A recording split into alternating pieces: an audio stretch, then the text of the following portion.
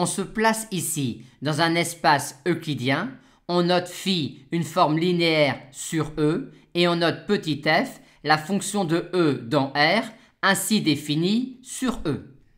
Et on nous demande alors d'étudier si f possède une valeur maximale ou une valeur minimale sur E. On peut tout de suite noter que f de x tend vers 0 quand la norme de x tend vers plus infini.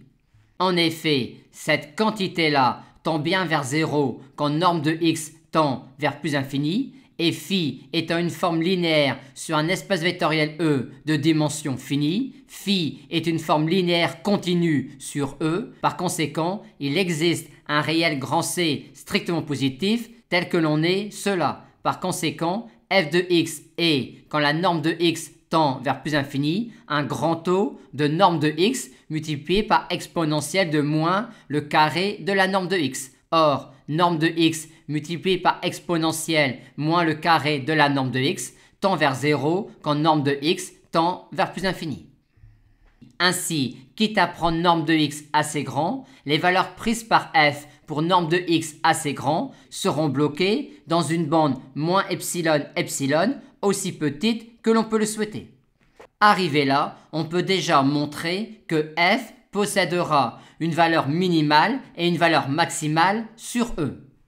En effet, c'est clair si phi est la forme linéaire nulle. Dans la suite, on supposera donc que phi n'est pas la forme linéaire nulle. Par conséquent, phi prend sur E des valeurs strictement positives et des valeurs strictement négatives. Et donc de même pour f.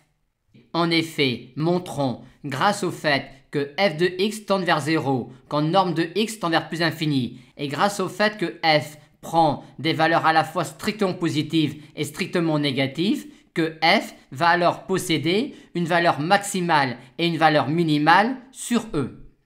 Faisons-le tout d'abord pour la valeur maximale. Pour cela, commençons par considérer un point x0 de E en lequel f est strictement positive. À partir de là, étant donné ce que l'on vient de montrer, il existe alors un rayon grand R strictement positif, tel que le point x0 appartienne à la boule fermée de centre le vecteur nul et de rayon grand R, et tel que, quand norme de x est strictement supérieure à grand R, f de x est strictement inférieur à f de x0. Or, f étant continu sur E, f est en particulier continu sur la boule fermée de centre le vecteur nul et de rayon grand R, qui est une partie compacte de E. Par conséquent, f possède sur la boule de centre le vecteur nul et de rayon grand R une valeur maximale. Et cette valeur maximale est en fait la valeur maximale de f sur E tout entier.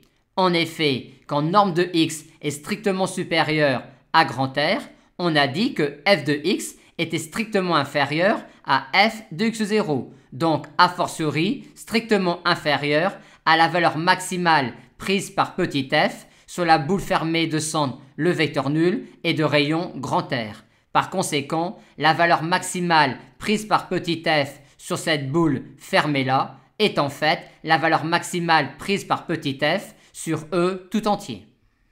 Et pour montrer que f possède une valeur minimale sur E, on procéderait exactement de la même façon, à la seule différence que l'on commencerait par considérer un point x1 de E en lequel f est strictement négatif, et on pourrait alors dire, étant donné ce que l'on a montré précédemment, qu'il existe une boule fermée de centre le vecteur nul et de rayon grand R, tel que le point appartienne à la boule fermée, et tel que, quand on est à l'extérieur de la boule, f de x soit strictement supérieur à f de x1 étant un réel strictement négatif.